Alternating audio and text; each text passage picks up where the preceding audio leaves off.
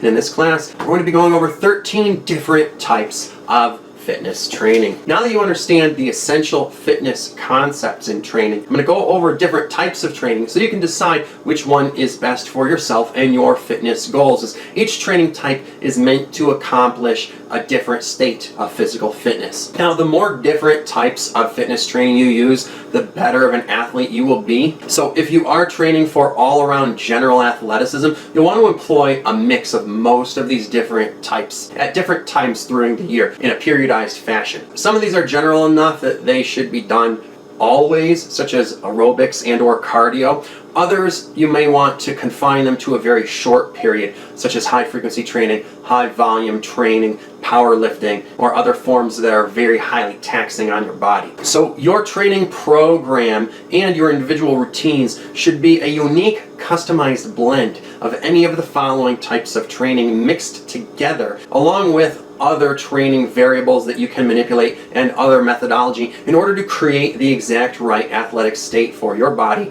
and your annual training goal. Now, the first form of training I'm going to talk about is resistance training, or otherwise known as weightlifting. This is where you're training with any kind of weight or resistance, be it dumbbells, barbells, machines, resistance bands, or any piece of equipment you are attempting to move that gives you some sort of resistance. So these terms could literally apply to any type of training where you are using resistance. However, once you're using that resistance for a very specific type of purpose, it becomes that type of training. So if you're using weights or any kind of equipment that gives you resistance, but you're doing it for aerobics or cardio, that would be called aerobics or cardio, okay? You wouldn't call it weightlifting. So training with weights for a certain sport is called sports training, or whatever the name of that sport is, soccer training, football training, whatever, okay? But general resistance training and weightlifting is exercise termed that because it doesn't fall into a more specific category. And this is usually done simply for the purpose of building muscle or hypertrophy, which brings me to number 2,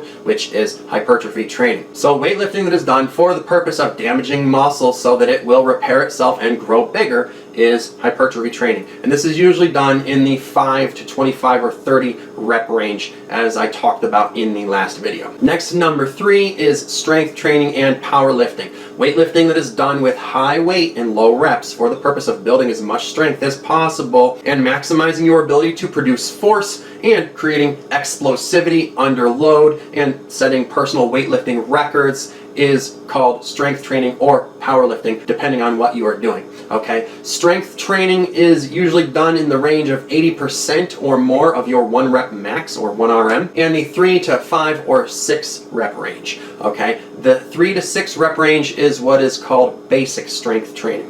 All right. Powerlifting, however, is usually done at 90% or more of your 1 rep max and is done in the 1 to 3 rep range. Now, while strength training and powerlifting may seem really awesome because obviously it's cool to be able to, move such huge weights, this type of training is not healthy and is notorious for causing injuries, and thus it must be done properly in order to be successful and not limited by horrible injuries. So you really need to be doing this kind of training with a strength coach. Number 4 is aerobics, cardio, and endurance training, which is all in the same category because it's all almost essentially the exact same thing.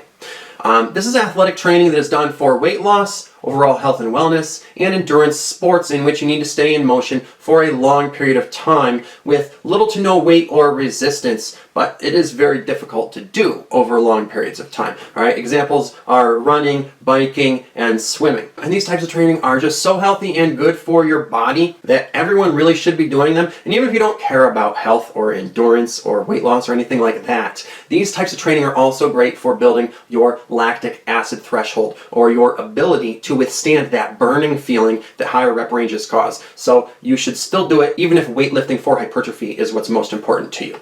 Next, number 5 is what is called circuit or interval training. All right, this is training that employs alternating sets, or doing many different types of exercises in rapid succession, going from one exercise to the next very quickly with only short rest periods in between. So this is the opposite of doing multiple sets of the same exercise in a row, where you're doing an exercise and then sitting there for 2 to 5 minutes resting on the machine in between your sets, okay, and then after that rest doing another and repeating. So in that type of training, you're spending more time resting than you are active. So circuit interval training seeks to take weight training, which can be done for any purpose, right, and intensify it and turn it into a form of cardio where you're constantly active, right, and the rest times are minimized because you're not doing the same exercise repeatedly in succession, right? So of course, if you do one exercise, it's going to take you longer to do that same exercise again than to go to another exercise and work a different muscle than you already just worked. So that variety gives you the ability to stay more constantly moving. So this type of training is highly hypertrophic.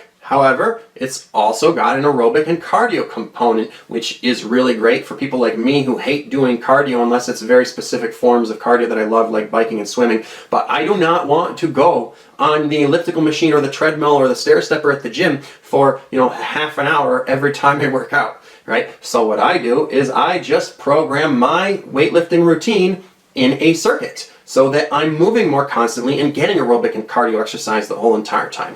However, it's important to know that this still is not the same as steady state cardio because you're getting little breaks while you go in between exercises. So it's still not the same as being in motion 100% of the time, but it still is good cardio. Now, it is called circuit training when you set up all of your exercises in these intervals to run as a circuit and you go through it all multiple times, okay, or you do multiple circuits. But it's usually called interval training when you're only doing the circuit once, and interval training, which is usually done at a higher intensity, because most people who do interval training are doing what is called HIIT, high intensity interval training. And in this type of training, interestingly enough, what they do instead of rest periods are lower intensity exercises, and that causes a very high intensity workout. However, if that level of intensity is not for you, it doesn't have to be that intense. There's also this thing called MIIT, which is medium intensity interval training. But one way or another, I highly recommend you try some form of circuit or interval training or another, because I, like former Mr. Olympia Dorian Yates, the guy who held the most titles before Ronnie Coleman, swear by interval training. I just found it to be so far superior than the training where you're doing straight sets, which means doing multiple sets of the same exercise with rest periods in between.